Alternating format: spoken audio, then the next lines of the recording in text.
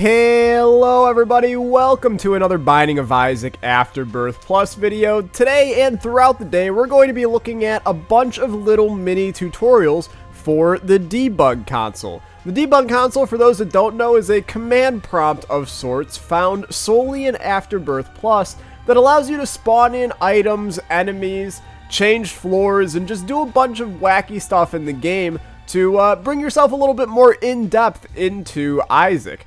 So we're going to be looking at all of the commands that you can do over the course of the next couple of videos. Today I'm just going to show you how to open up the console, how to get it working, and then how to spawn in items as well as use a couple of little basic commands. Let's hop right in. So how do we actually open up the Debug console? So go into any file, it doesn't matter which one, and then go to your mods folder. So for those that don't have a mods folder, this means that you're probably on Rebirth or Afterbirth, or you're on a cracked version of Afterbirth Plus. You can't be on any of those, and this also isn't going to work on PS4, Switch, Xbox, DS, iOS, any of the other platforms besides PC. This is solely for PC Afterbirth Plus. This might get changed in the future, but for the time being, it is solely here for now. So you have to have a mod enabled for this to work. It could be any mod. I could turn on more mushrooms, and that will work just fine here to give us a debug consoler. But for those that don't want to have a mod installed, because they want the game to be solely how it was given to them when they bought it, you can download a mod called the Debug Console Enabler. It's essentially just a blank mod that you download. It puts something into the mods folder so that the game recognizes that you have a mod, and then you're able to go to the Debug Console. But you can really install any mod out there, and there are some really good ones, as many of you know. So now that we have a mod enabled, we just go to new run, start up a run with any character on any game mode. I'll just go on hard and be Isaac, and upon that we are in the game. Now this is where things can get a little bit different depending on what country you're in and what type of keyboard you own. I'm going to throw up a little image on the screen to show you guys which button to press dependent on what keyboard you have to open up the console, but for Americans like me, or people that have a QWERTY keyboard, it's just clicking the little tilde in the top left, usually, of your keyboard. That will bring up your Afterbirth Plus console. There's a lot of crap in here. We're going to talk about give item, remove, repeat, and then a couple of ones that we're not going to use over the course of these videos here. So let's hop right in. Okay, so we know why you guys are here. You want to see how to spawn in items. Let's do that. So we can type give item, not gov item, that's completely different.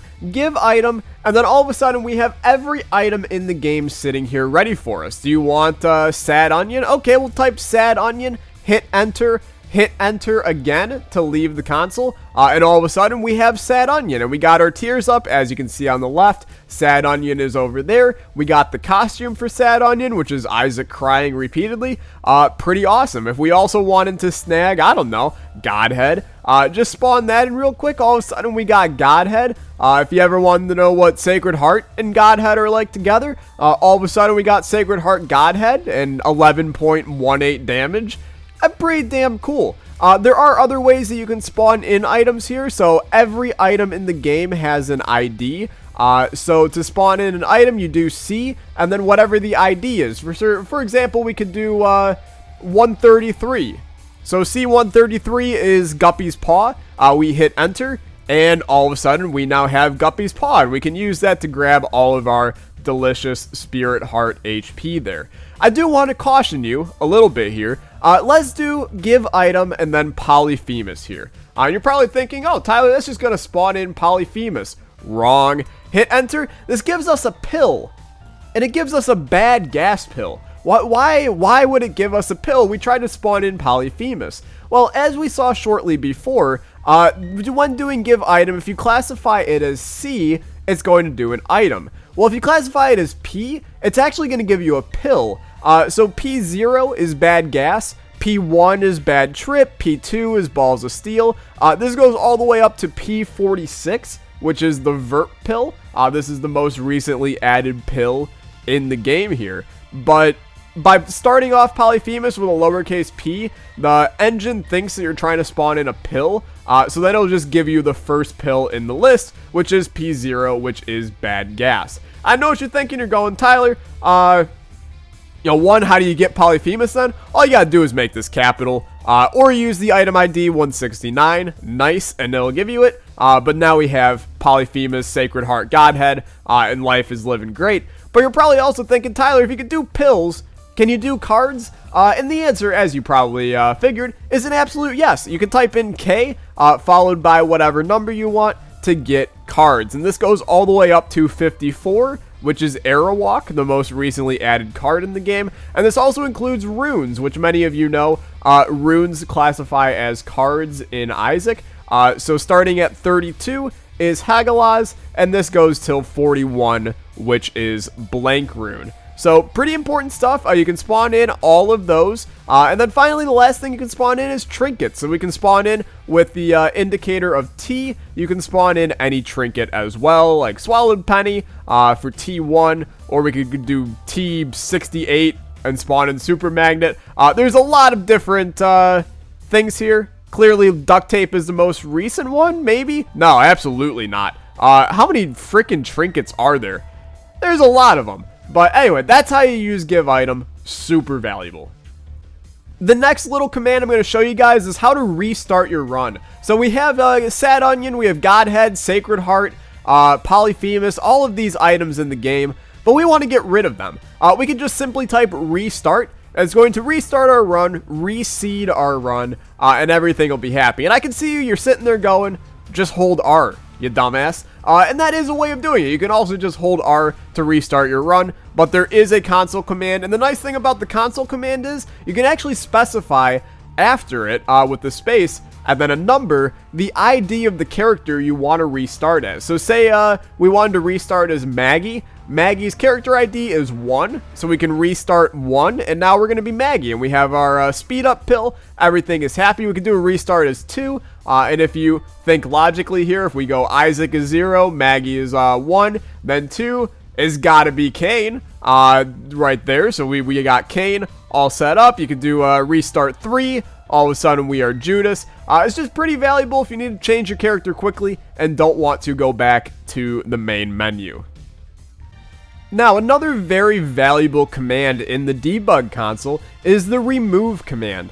This could be helpful if you want to try out different scenarios while giving yourself items, but then find one that didn't exactly work how you wanted it to, and you wanted to get rid of it without restarting and having to spawn back in all of the items that you just had. So what we could do, we could give item Godhead here. Fantastic, we have Godhead. And then we can just type remove Godhead, hit enter, and all of a sudden Godhead is gone, which is really, really nice.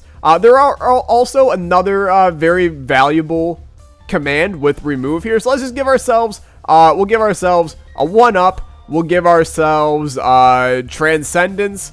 We'll give ourselves, I'm just basically typing random things here, the battery. And then we'll give ourselves, that's a pill. I already talked about that. We'll give ourselves, say, Blood of the Martyr. Okay, so now we have all of these. Let's just say we want to wipe out our entire run without restarting. You could do remove and then an asterisk, hit enter, and that's just going to remove everything that we currently own and get rid of all of it. Pretty valuable, and not many people know about that one. Finally, the last thing we're going to talk about today is the repeat command. And this one is insanely fun, but I do want to warn you a little bit not to go overboard with this one, because it can actually crash your game, and there's a small chance that I'll try to make it crash my game here shortly, but let's give ourselves Meat, just because it's a good one to show this off with. Meat gives you a red heart, as well as a small damage upgrade. Now let's use the repeat command, and let's repeat 5. So what that's going to do is it's going to repeat whatever our last command was 5 times. So this should give us 5 extra hearts, as well as give us the equivalent of 5 of Meat's damage upgrades, counting in the damage equation. But we do that, we do indeed get 5 more red hearts, and we also got a +2 damage upgrade. Now I know what you're thinking. You're going, okay, so you can do repeat 5. What if you added a 0? What if you did repeat 50? Okay, well sure, repeat 50. Now we have a +13 damage upgrade. And you're going, Tyler, don't stop there. How about a repeat 500? Okay, that's fine. I'll do a repeat 500. That's a plus 45 damage upgrade. That's pretty damn good. What about repeat 5,000, Tyler? Sure, I will do it. Is my computer maybe going to crash from this? There's a small chance. Oh, it just handled it perfectly fine. That's a plus 144 damage upgrade. That is a little bit ridiculous right now, I'd say. Just a nonchalant 211 damage run on the very first room of the floor. Absolutely. Now, 50,000, you're probably going, Tyler, don't even try it. Even the game goes, Tyler, don't even try it. Anything past, I believe, 10,000 is going to yell at you, don't get carried away. So that kind of stops you from doing anything that's going to really harm your computer, which is pretty nice of them, I suppose, here. But just in case you wanted to see just how insane you can get with damage here, let's give ourselves some damage multipliers, such as Sacred Heart, Magic Mush. Let's give ourselves Eve's Mascara as well. And all of a sudden we have 1,400 damage and our tier is the size of the room. So that's pretty cool. Okay, the last thing that I want to talk about before we end off this video here are a couple commands that we're not going to end up going over in this list of tutorial videos. The Lua Run, Lua Mem, Lua Mod, and Lua commands we will not be using. Those are mainly for mod developers, and if you are a mod developer, I recommend looking in the Modding of Isaac Reddit community, as they can tell you a little bit more about what these commands do. But it allows you to run your Lua code, see the memory usage of it, see how your mod is going, and do stuff along those lines. I will not be covering them in these little tutorials. The prof and prof stop commands are borderline useless. A lot of people have found them and linked them to invincibility in the game, but I can reassure you that I have not had much luck having those give invincibility. Plus, there are just other ways that I'll show you to get invincibility using the debug console. And then finally, reload shaders. I don't think anybody knows what this one does, so don't be too concerned about that. That's going to do it for the first tutorial of the debug console. Be sure to check the channel literally in like a half hour, and there will be another video up showing all of the other commands here. There's a ton of them, and you're going to learn some really awesome stuff from these videos. Thank you guys so much for watching. If you enjoyed, remember to slap that like button, check out the other videos, and I'll see you guys next time. Bye-bye.